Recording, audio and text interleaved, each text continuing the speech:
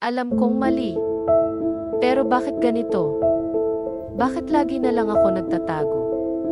Tuwing kasama kita, parang buo pagkatao ko. Pero tuwing uwi ka sa pamilya mo, bumabalik yung katotohanan na hindi ako pwedeng ipaglaban.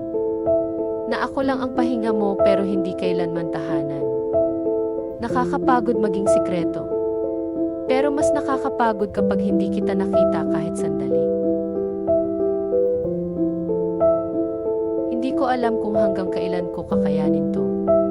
Pero sa bawat linggo, oras, at segundo na kasama kita, masaya ako. Alam kong bawal. Pero ikaw pa rin yung tanging gusto kong makita. Kahit hindi pwedeng makita ng iba,